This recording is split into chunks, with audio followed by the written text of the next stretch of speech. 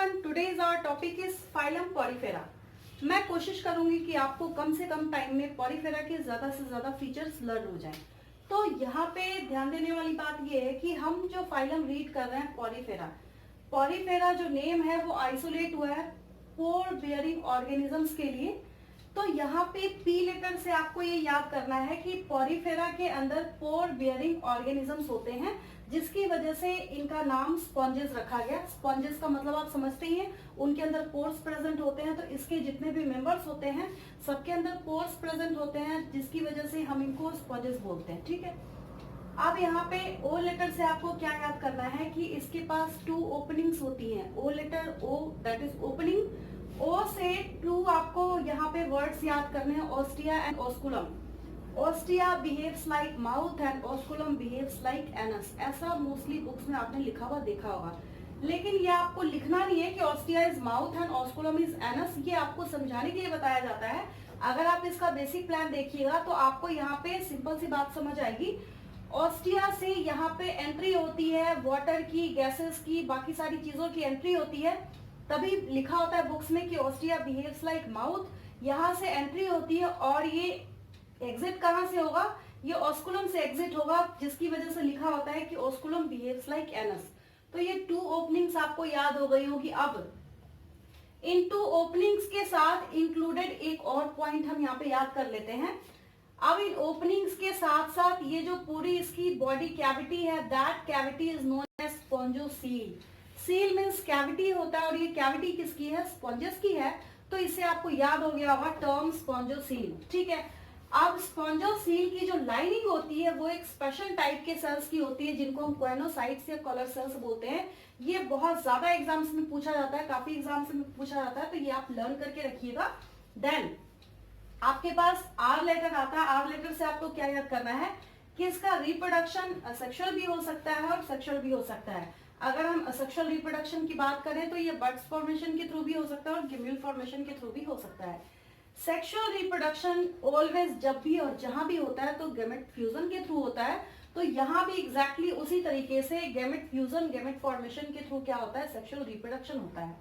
अब आई लेटर से आपको क्या याद करना है कि इनके अंदर अगर आप रिप्रोडक्शन से कंसर्न करके देखिए तो जो ऑर्गेनिज्म फॉर्म होगा वो कभी भी अपने पेरेंट को रिजेंबल नहीं करेगा, मतलब लार्वल स्टेजेस इसके अंदर प्रेजेंट होंगे। तो उसके लिए आई लेटर से आपको याद करना है कि इनडायरेक्ट डेवलपमेंट होता है इनके अंदर, मतलब डायरेक्ट वैसे इन्फेंट्स ये प्रोड्यूस नहीं करते जो कि अपने पेरेंट को रिजेंबल करें। दूसरा जो आपको फीचर याद करना है इंट्रासेलुलर डाइजेशन। इससे आपको एक और पॉइंट आइसोलेट करने में आसानी होगी। इंट्रासेलुलर डाइजेशन का मतलब है कि डाइजेशन जब भी होगा तो वो सेल्स के अंदर होगा। ऐसा इसलिए होता है क्योंकि इनके पास cellular level of body organisation होता है, और ऐसा आपको सिर्फ फाइलम पॉलीफेरा में ही देखने को मिलेगा। बाकी कभी भी आप किसी भी फाइलम में नहीं पढ़ेंगे कि उनके अंदर क्या होता है, cellular level of body organisation होता है। ये जब भी होगा तो ऑलवेज सिर्फ पॉलीफेरा फाइलम में ही होगा, क्योंकि ये काफी बैकवर्ड फाइलम है, काफी बैकवर्ड ऑर्गेनिजम्स है, जिसकी वजह से इसका ये फीचर हम पढ़ते हैं। देन हम इसके फर्टिलाइजेशन की बात करते हैं। एफ लेटर से अगर आप इसका फीचर याद करना चाहें तो फर्टिलाइजेशन इनका कैसा होगा, इंटरनल होगा। इंटरनल का मतलब होगा इनसाइड द फीमेल बॉडी। इसका मतलब आप समझते ही होंगे कि जो फ्यूजन होगा गैमेट्स का वो कहाँ होगा, इनसाइड द फीमेल बॉडी होगा। ई और आर लेटर को रहने देते हैं। देन हमारे पास लेटर ए है। ए से आपको एक पॉइंट याद करना है, एसिलोमेट। एसिलोमेट का ये मतलब होता है कि इनकी बॉडी के अंदर कैविटी प्रेजेंट नहीं होगी, जिसकी वजह से हम इनको एसिलोमेट्स बोलते हैं। और एक और फीचर आपके पास यहाँ आ रहा है ए लेटर से, दैट इज एसिमेट्रिकल। ये सब के सब कैसे होते हैं, एसिमेट्रिकल होते हैं। मोस्टली एसिमेट्रिकल का मतलब ये है कि आप किसी भी प्लेन से इनके ऑर्गेनिजम्स को, पॉलीफेरल्स जो होते हैं, उनको आप 2 इक्वल हाफ्स में डिवाइड नहीं कर सकते, जिसकी वजह से हम इनको एसिमेट्रिकल बोलते हैं। तो इन लेटर्स को देख के आपको बहुत सारे फीचर्स इसके याद हो गए होंगे। अब हम इनके कुछ कॉमन फीचर्स की बात करते हैं। जैसे अगर हम इसके हैबिटेट की बात करें तो ये एक्वाटिक होते हैं, मोस्टली मरीन होते हैं। कुछ पॉलीफेरल्स ऐसे होते हैं जो टेरेस्ट्रियल भी होते हैं। देन ये डिप्लोब्लास्टिक ऑर्गेनिजम्स हैं। डिप्लोब्लास्टिक ऑर्गेनिजम्स का मतलब है कि इनकी बॉडी में 2 लेयर्स प्रेजेंट होंगे। Internal layer is endoderm and external layer is ectoderm. Then ये ऑर्गेनिजम्स कैसे होते हैं, हर्माफ्रोडाइट होते हैं, मतलब बाइसेक्सुअल होते हैं। ये मेल और फीमेल दोनों सेक्स ऑर्गन्स अपनी बॉडी पे कंटेन करते हैं, जिसकी वजह से हम इनको हर्माफ्रोडाइट बोलते हैं। काफी बैकवर्ड ऑर्गेनिजम्स होने की वजह से इनका नर्वस सिस्टम कैसा होता है, वो एब्सेंट होता है, पता ही होगा आपको। देन जो एक अच्छा खासा इंपॉर्टेंट क्वेश्चन यहाँ आपके पास आ रहा है, जो मोस्टली बहुत ज्यादा पूछा जाता है, इनका जो स्केलेटन होता है वो स्पिक्यूल्स और स्पॉन्जिन फाइबर्स का बना होता है।